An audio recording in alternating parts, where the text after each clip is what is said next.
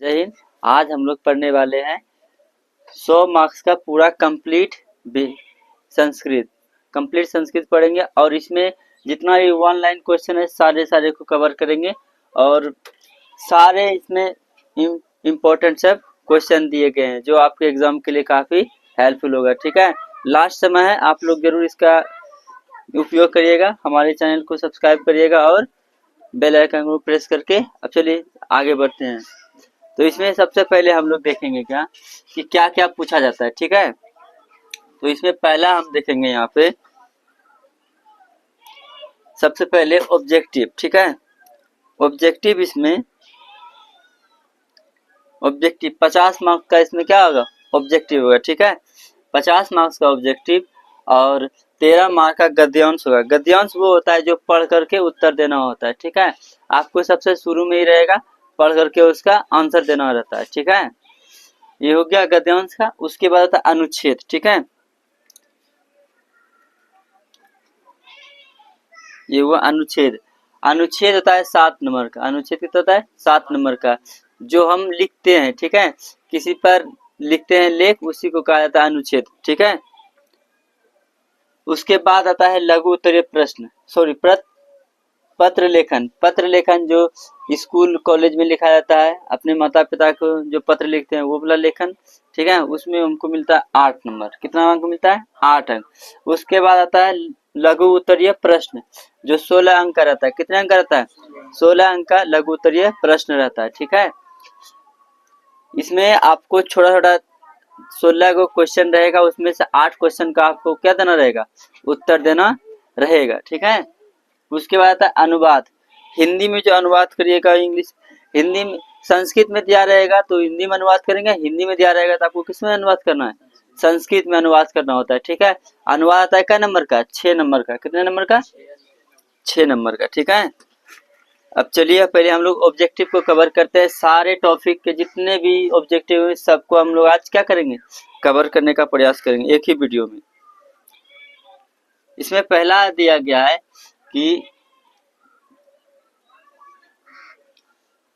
मंगलम पाठ में कुल कितने मंत्र है, तो 5 मंत्र है। कितने मंत्र है, 5 मंत्र है। ठीक है, दूसरा क्वेश्चन क्या कहता है, मंगलम पाठ के मंत्र कितने उपनिषदों से लिया गया, उपनिषदों से लिया गया। कितने उपनिषद से लिया गया, 4 उपनिषद। ऐसे याद रखना पड़ेगा आप सबको, एग्जाम तक एकदम बढ़िया याद करना पड़ेगा। कहता है मंगलम पाठ में मंत्र किस रूप में है, तो पदात्मक रूप में। किस रूप में है, पदात्मक रूप में। ठीक है, कहता है 4 नंबर क्वेश्चन क्या, उपनिषद के रचनाकार कौन है, तो वेद व्यास। कौन है, वेद व्यास। बोलने से याद होगा। ठीक है, वेद व्यास, मने मन बोलो वेद व्यास, वेद व्यास, ताकि हमको ये याद हो जाए। ठीक है, चलो 5 नंबर में कहता है कि उपनिषद किसका अंतिम भाग है, तो वैदिक साहित्य का। किसका है, वैदिक साहित्य का। ये वैदिक साहित्य का ये क्या है, भाग है। ठीक है, चलिए अब 6 नंबर में देखते हैं कि उपनिषद किस प्रकार का सिद्धांत प्रकट करता है, वो दर्शन का। किसका करता है, दर्शन, देखने लायक दर्शन का ये प्रकट करता है सिद्धांत। कि कहीं आपको जाने की इच्छा, घूमने की इच्छा होती है, उसको बोलते दर्शन। दर्शन शास्त्र भी होता है, आगे चल के आप लोग पढ़िएगा दर्शन शास्त्र में।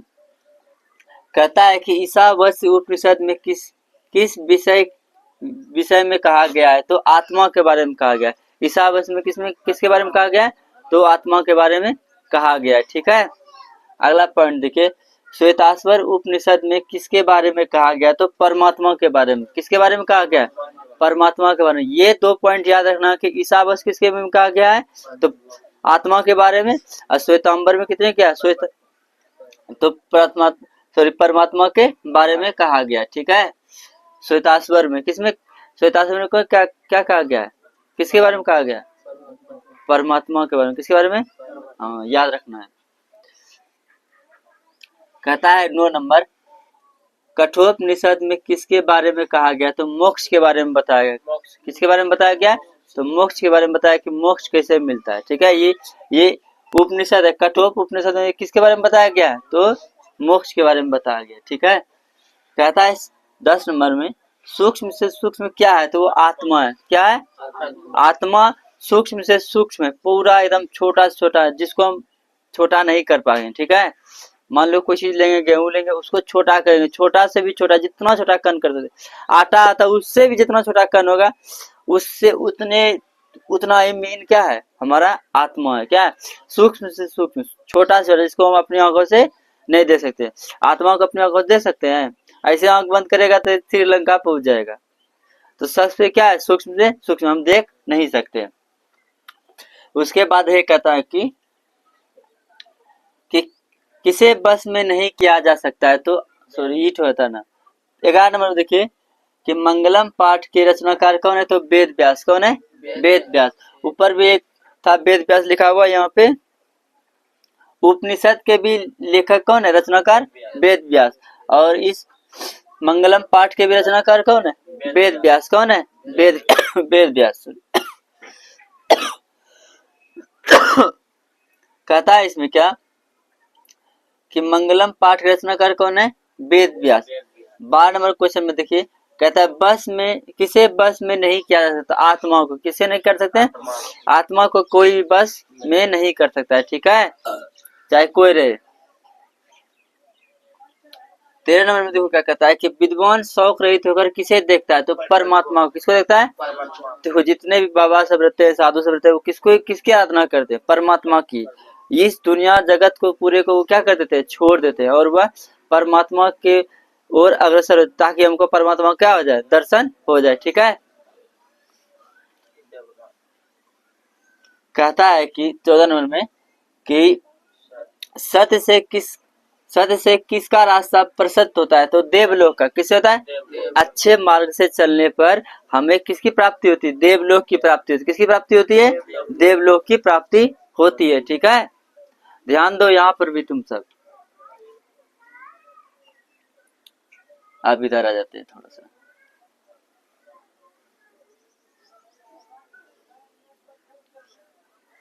कहता है इसमें कि यह संपूर्ण संसार किसके द्वारा अनुशासित करता है?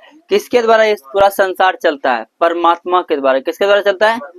देखो हमें कोई कष्ट होता है तो हम कहते हैं भगवान हम सारा का सारा कष्ट क्या कर लीजिए, आप हर लीजिए। कहते हैं ना, कहते हैं। ठीक उसी प्रकार पूरे संसार को कौन चलाते हैं? तो परमात्मा चलाते हैं। कौन चलाते हैं?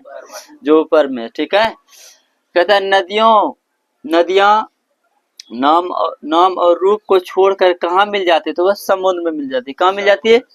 कहाँ गई, कहाँ से आई, उसका कोई मतलब है? पर कहीं से इधर इस तरह से नदियां चल रही, इधर से उधर, उधर जाके लास्ट में कहाँ मिल जाता है? नदियां कहाँ मिल जाती है? समुद्र में। कहाँ मिल जाती है? बोलता है तुम रे। घटोत्कच की तरह खाली बैठा रहता है।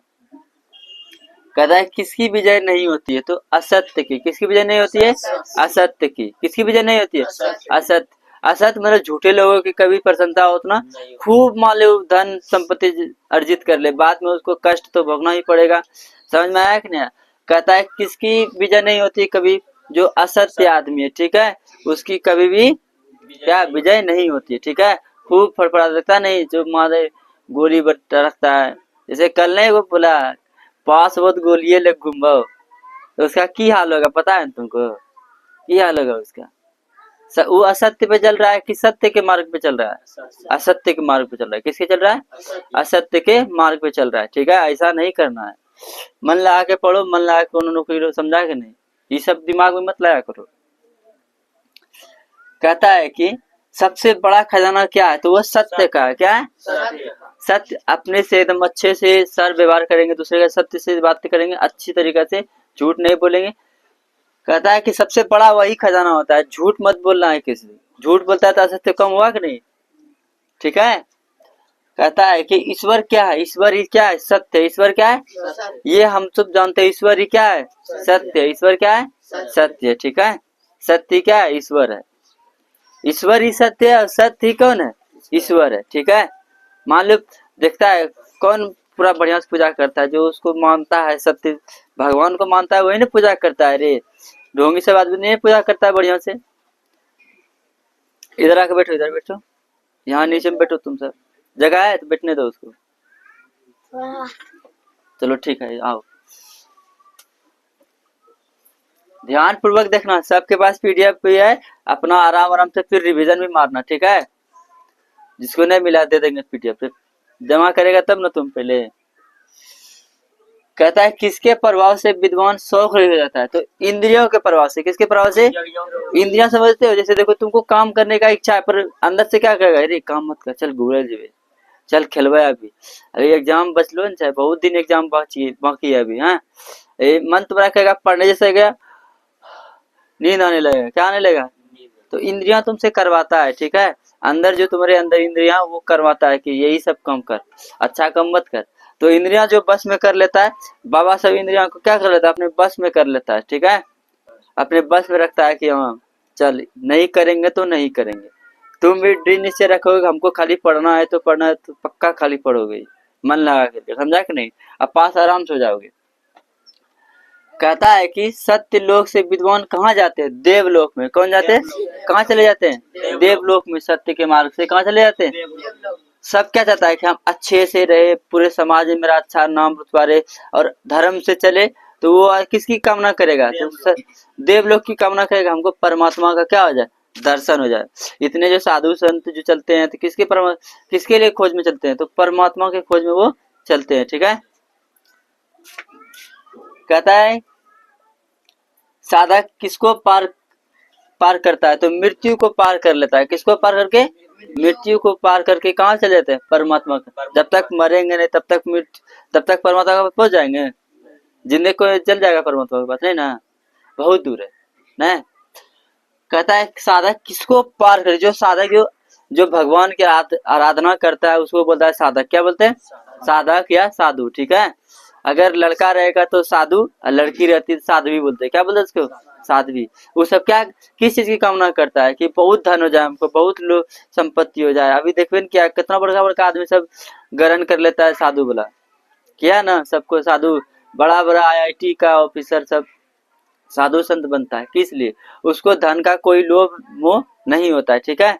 साधु यही होते हैं कि उसको धन संपत्ति का कोई लोभ मोह नहीं होना चाहिए और उसको नहीं होता भी नहीं है, ठीक है। वो किसकी आराधना करता है? भगवान का। किसकी आराधना करता है? भगवान का। तो देखो कहता है कि मृत्यु सत्य, उसके बाद देखो यहाँ पे थोड़ा 23 के साथ हो गया है। सत्य का मुंह किससे ढका है? कहानी में कहा है कि सत्य का मुंह किस पात्र से ढका है? तो हिरण्मय पाठ से। किस पात्र से?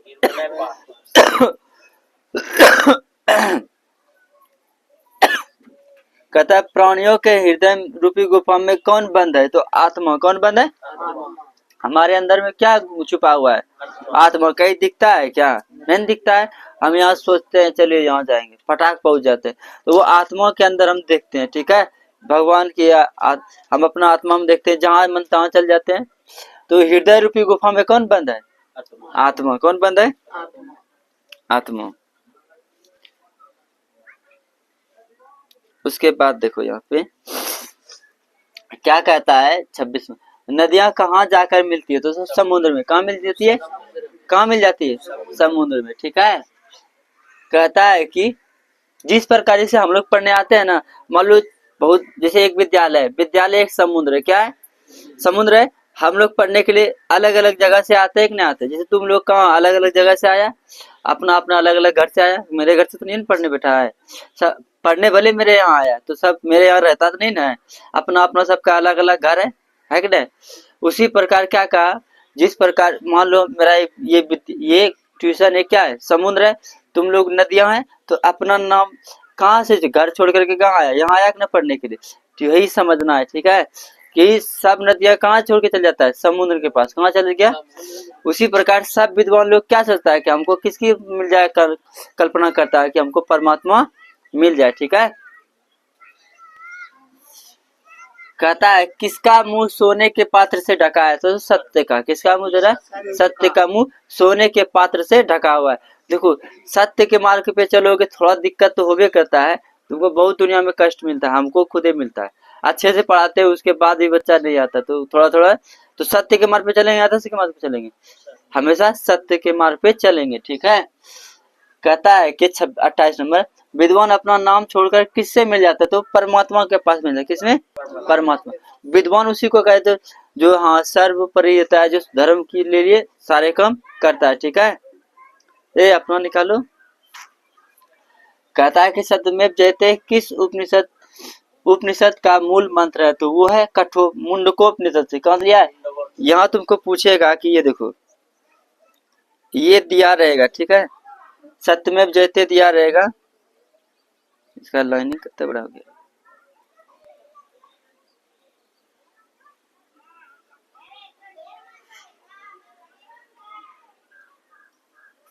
यहाँ देखो,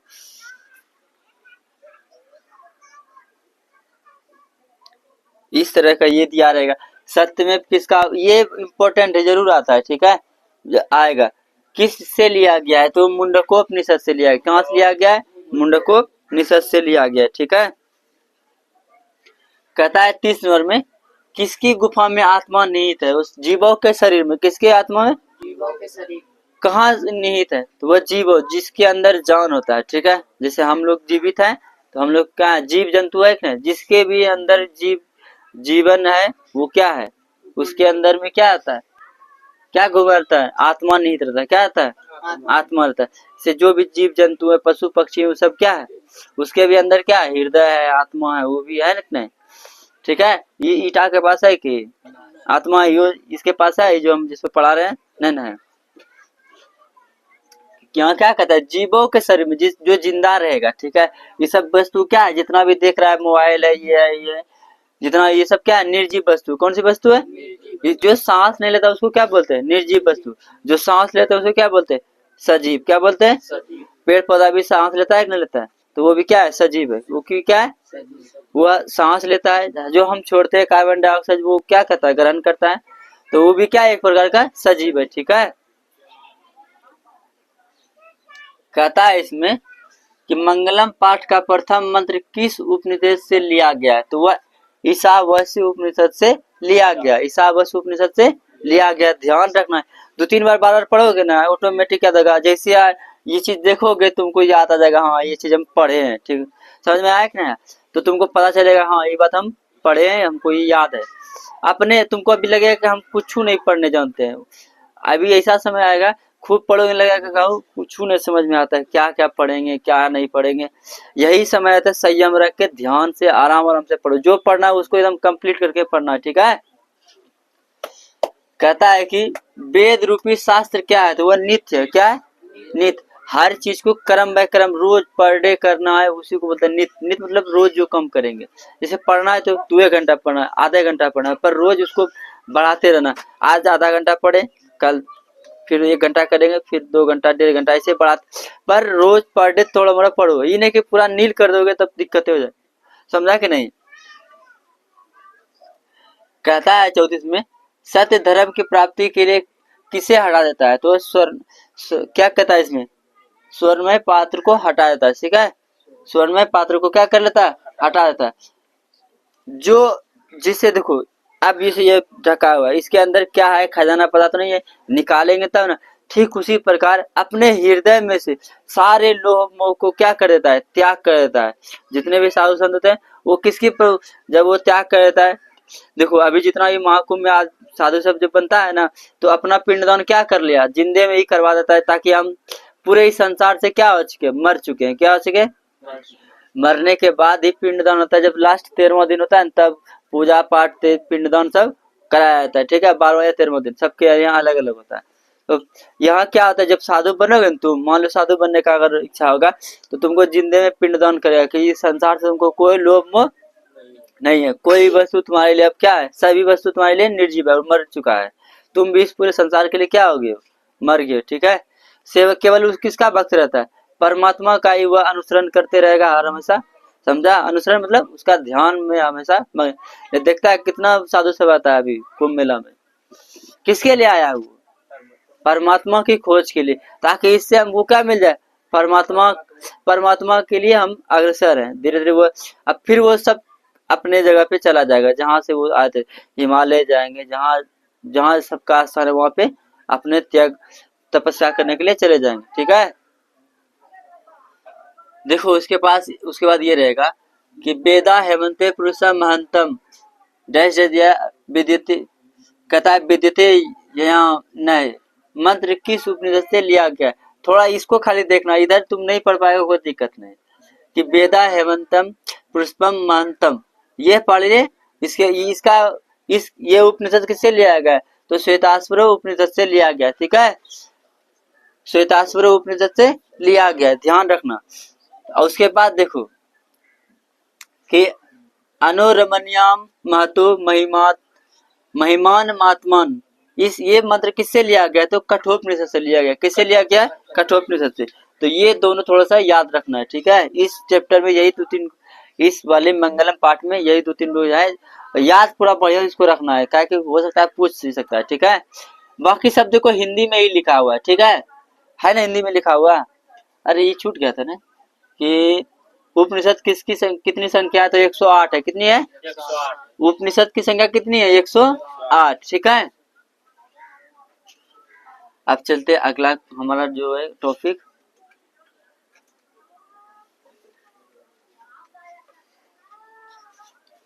अब अगला टॉपिक हमारा क्या है? पाटलिपुत्र। क्या है? पाटलिपुत्र, ठीक है। पाटलिपुत्र में देखो क्या कहता है कि पाटलिपुत्र पटना के नाम से कब प्रसिद्ध हुआ? तो मध्यकाल में। कब हुआ? मध्यकाल में, ठीक है। कहता है किसने कहा कि पटना नगर शोभा देखने में प्रिय था? तो मेगास्थनीज ने। किसने कहा? मेगास्थनीज। वह दार्शनिक या दूसरी जगह से यहाँ भारत आया था पढ़ने के लिए। वो भी कहाँ? नालंदा यूनिवर्सिटी बिहार में पढ़ने के लिए आया था मेगास्थनीज, ठीक है। मेगास्थनीज, वेनसांग, ये सब पहले देसी विदेशी लोग, विदेशी लोग आते थे यहाँ पढ़ने के लिए। और अभी का क्या है कि हम ही लोग जाते हैं दूसरी जगह पढ़ने के लिए। थोड़ा समय क्या हो गया, बदल गया। एक बख्तियार खिजली था, उसने क्या किया? पूरे नालंदा को क्या किया? जला के विध्वंस किया। जितने भी उसमें शिक्षक पढ़ाने वाले थे, गुरुजन थे, उन सभी को उसने क्या कर दिया? मार दिया। पता है पूरे 1 महीना तक चलते रहा पूरा। 10 लाख से ज्यादा किताब था उसमें, समझा? 10 लाख से क्या था? अधिक किताब था। वो भी एकदम जो पूरा पढ़ के जो अभी पूरा अपने समाज देश को जो सुधार रहा है, उस तरह का उसमें दिया गया था। पहले 10 लाख से अधिक किताब था, सोचो इतना। और सब अच्छा सब बढ़िया सब टीचर था, सबको फिर मार दिया, समझा कि नहीं? पूरे उसको विध्वंस कर दिया। 1 महीना तक जलते रहा किताब, इतना उसको पूरे जला के खत्म कर दिया। कहता है कि पटना का पूरा नाम क्या है? तो वह पाटलिपुत्र या पुष्पपुर। पाटलिपुत्र या पुष्पपुर, ठीक है। समझना, धीरे धीरे देखना क्या क्या है। कहता है मध्यकाल में पटना लगभग कितने वर्षों तक, कहता है जीवन शीर्ण रहा? तो वह 1000 वर्ष तक जिंदा रहा। कितने वर्ष तक रहा? 1000 वर्ष तक, मतलब चलते रहा उस समय से। कहता है कि पटना के यहाँ पे, पटना के उत्तर दिशा में कौन सी नदी है? तो गंगा नदी। कौन सी है? इधर कौन सी नदी है? गंगा नदी। इधर कभी देखा है? इधर गंगा नदी दक्षिण में, उत्तर दिशा में, ठीक है।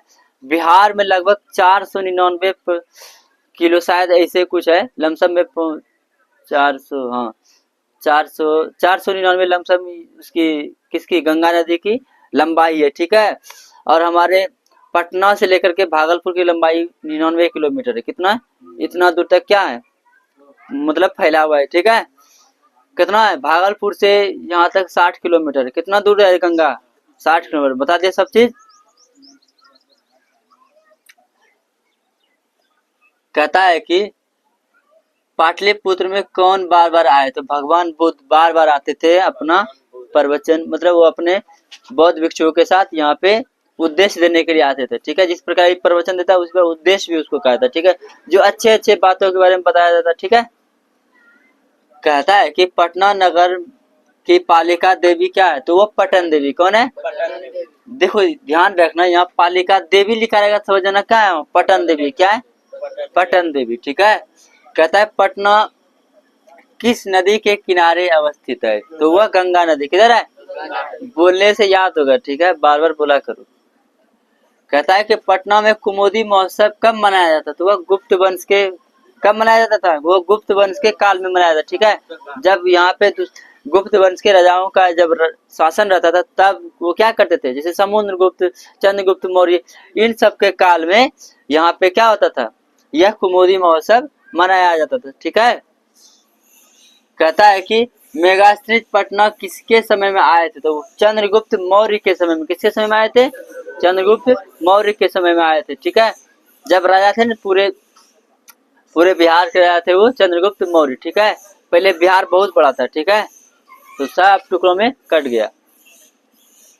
कहता है कि पाटल पुष्पों की रचना के आधार पर पटना कौन सा नाम है? तो वह पाटलिपुत्र है। वो क्या नाम है उसका?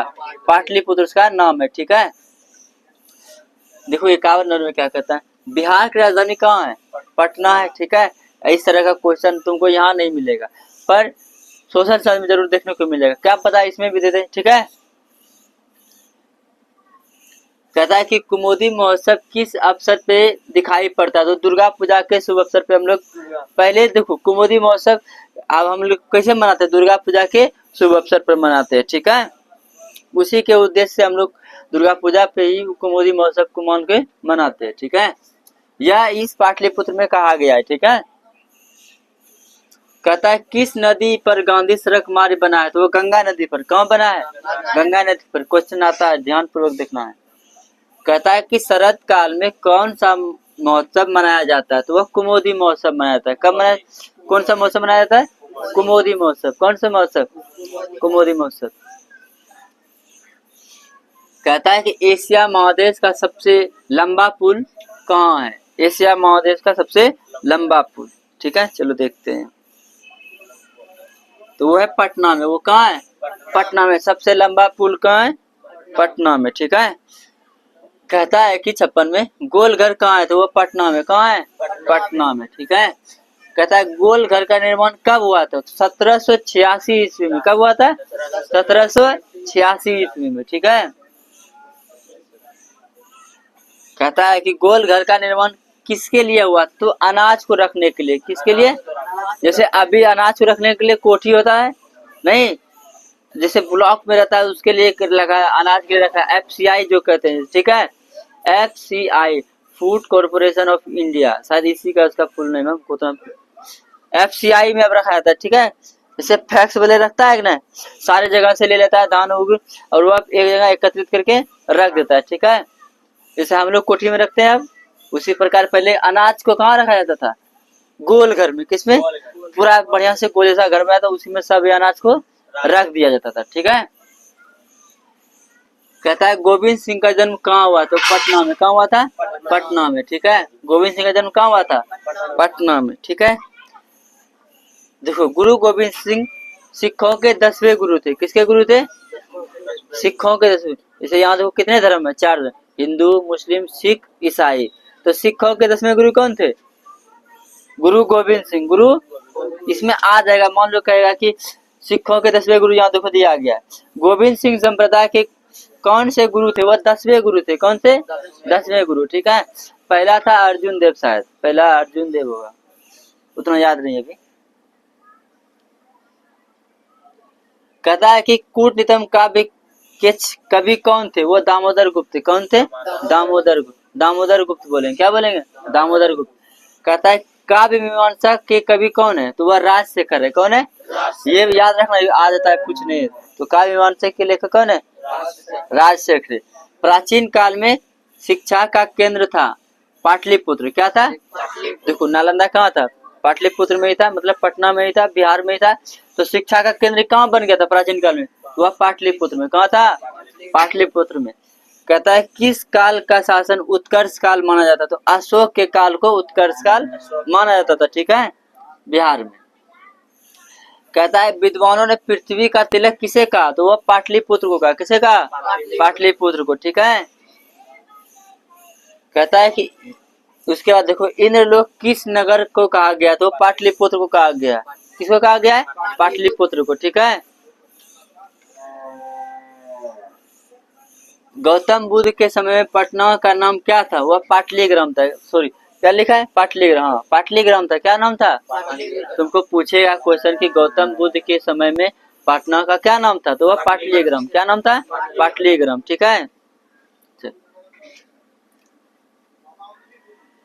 कहता है भगवान ने भविष्य में किस नगर को महानगर बनेगा कहा था? भगवान बुद्ध ने इसे किस नगर को कहा था कि भविष्य में ये क्या बनेगा? महानगर बनेगा, किसे कहा था? वो पाटलिपुत्र को। और ये वास्तविक में पटना भी क्या है? महानगर है। पटना क्या है? महानगर में व्यवस्थित है। कहता है सरस्वती का कुल गृहम कौन सा नगर है? तो वह पाटलिपुत्र। तो क्या था? मतलब सरस्वती जी विराजमान कहाँ था? वह पाटलिपुत्र में। कहाँ था? पाटलिपुत्र में। ठीक है। कहता है मुद्रा राक्षस ग्रंथ में किस शहर की प्राचीनता का संकेत है? वह पाटलिपुत्र का। किसका है? पाटलिपुत्र का। कहेगा मुद्रा राक्षस ग्रंथ में किसके बारे में बताया गया है? तो वह पाटलिपुत्र के बारे में भी बताया गया है। ठीक है। कहता है पटना का इतिहास कितना साल पुराना है? कितना साल पुराना है? तो 2500 वर्ष पुराना है। कितना वर्ष पुराना है? साल बोले या वर्ष बोले? देखो यहाँ कहता है कि संजय गांधी जैविक उद्यान कहाँ अवस्थित है? वह पटना में। कहाँ है? पटना में। कहाँ है? पटना में। ठीक है। तो ये हम लोग अभी कितने पढ़े टॉपिक? 2 टॉपिक पकड़े।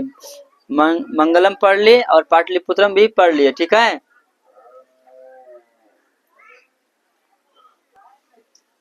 अब आएंगे टॉपिक क्या? आलस कथा में। क्या में? आलस कथा में। ठीक है।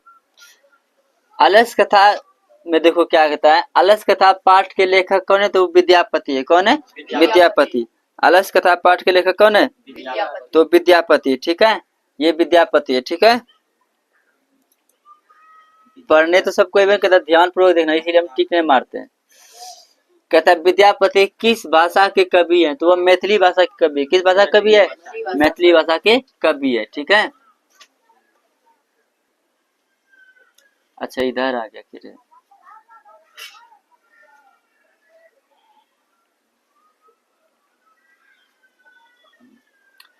कहता है आलस कथा पाठ कहाँ से लिया गया? तो पुरुष परीक्षा नामक ग्रंथ से लिया गया। कहाँ से लिया गया? पुरुष परीक्षा नामक ग्रंथ से लिया गया। ठीक है। कहता है कि आलस, एक मिनट रुको इसमें, ताकि हम पीला उला कर देंगे ना तो उनको दिखेगा बढ़िया से।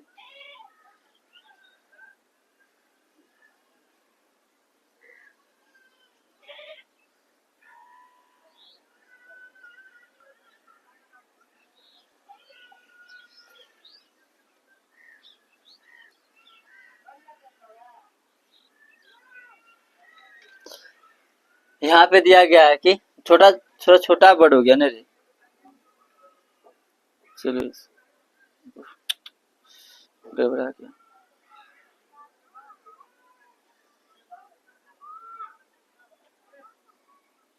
चलो ऐसे ही ठीक था।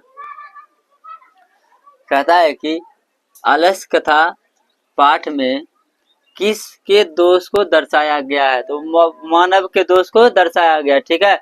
आलसी कौन होता है? हम ही लोग आलसी है, पढ़ते नहीं है सही बढ़िया से। आलसी कैसे? कोई काम करना नहीं चाहेंगे तो आलस आएगा। तो किसके गुण को बताया गया? मानव के गुण को। किसके गुण को बताया गया? अब देखो बकरी सब भी आलसी रहता है कि वो लोग को खाली कौन चीज को कोनो काम है? खाली खाना है और बैठना है, मस्ती मारना है, गाय भैंस जितना भी है। तो सबसे इसमें किसे दर्शाया गया कि सबसे बड़ा दुश्मन किसका है? मनुष्य का ही दुश्मन कौन है? आलस। कौन है? आलस। ध्यान से पढ़ेगा। ठीक है। बाद में फिर बोलेगा कि हमको समझ में नहीं आया तो मार वो करेंगे। क्योंकि समय का मैं रिवीजन जैसे बोलते हैं फटाफट उसको मारे इंस्टॉल कर लिया करो फटाफट। कहता है नीति का आलस्य को क्या मानते? वो शत्रु मानते। क्या मानते?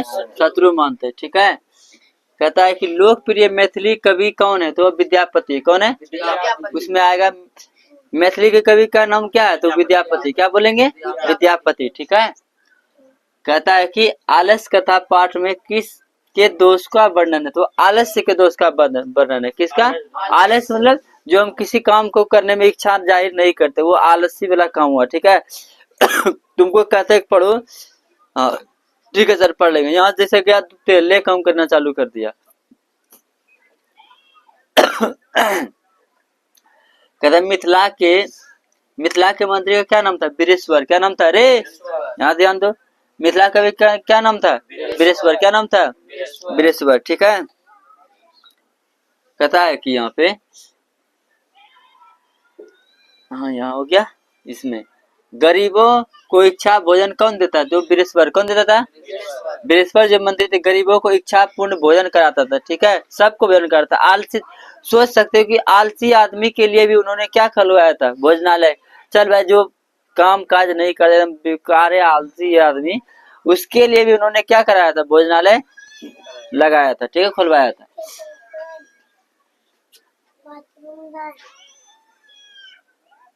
यहाँ पे गरीबों को इच्छा भोजन कौन देता था? वह बृहस्पति मंत्री। कौन मंत्री? बृहस्पति। कि आलसियों को देता था ही, पर गरीबों को भी देता था, और आलसी जो काम करना नहीं चाहता उसको भी क्या देते थे?